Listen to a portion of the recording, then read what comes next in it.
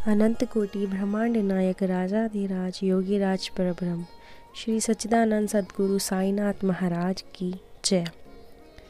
आइए श्री साईनाथ के चरण स्पर्श करते हुए हम बाबा के कुछ चमत्कार पर प्रकाश डालते हैं, जो कि इस तरीके से है। साईं बाबा के एक भक्त थे दामोदर घनश्याम बावरे।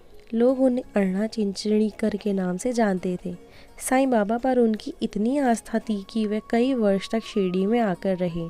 अण्णा स्वभाव से सीधे, निर्भीक और व्यवहार में रुखे थे। कोई भी उन्हें सहन नहीं होता था, पर मन में कोई कपट नहीं था। जो कुछ भी कहना होता था दो टुक कह देते थे।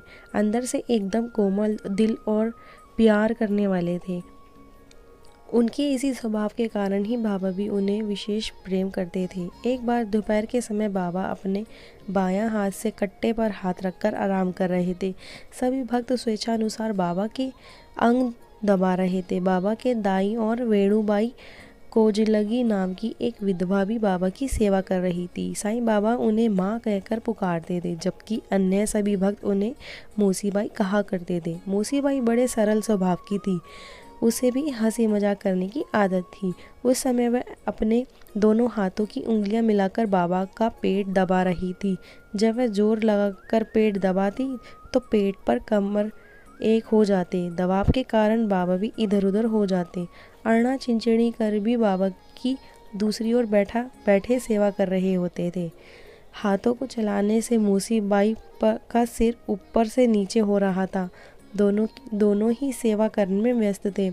इतने में अचानक मौसीबाई का हाथ फिसला और वह आगे तरफ झुक गई और उनका मुंह अण्णा के मुंह के सामने हो गया। मौसीबाई मजाकिया स्वभाव की थी ही। वह एकदम से बोली, अण्णा तुम मेरे पप्पी मांगते हो? अपने सफ़ेद बालों का ख्याल तो किया होता। तुम्हें ज़रा भी शर्म नहीं आती? इतना सुनते ही अण्णा गुस्से के मारे आंख बबूला हो गए और अनाप शनाप बकने लगे। क्या मैं मूर्ख हूँ? तुम खुद ही मुझसे छेड़छाड़ कर झगड़ा कर रहे हो। अब मौसी का भी दिमाग गर्म हो गया। दोनों में तू मैं बढ़ गई। वह उपस्थिति अन्य भक्त इस विवाद का आनंद ले रहे थे।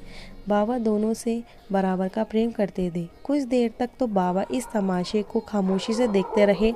फिर इस विवाद को शांत करते हुए बाबा अण्णा से बोले, अण्णा क्यों इतना बिगड़ता है? अरे अपनी माँ की पप्पी लेने में क्या दोष है?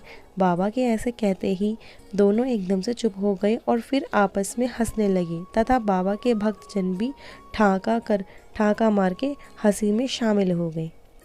ये था आज का हमारा साईं बाबा का कुछ स्वभाव। इस तरीके से बाबा के जो सोच थी और उनके विचार थे वो बिल्कुल ही डिफरेंट थे।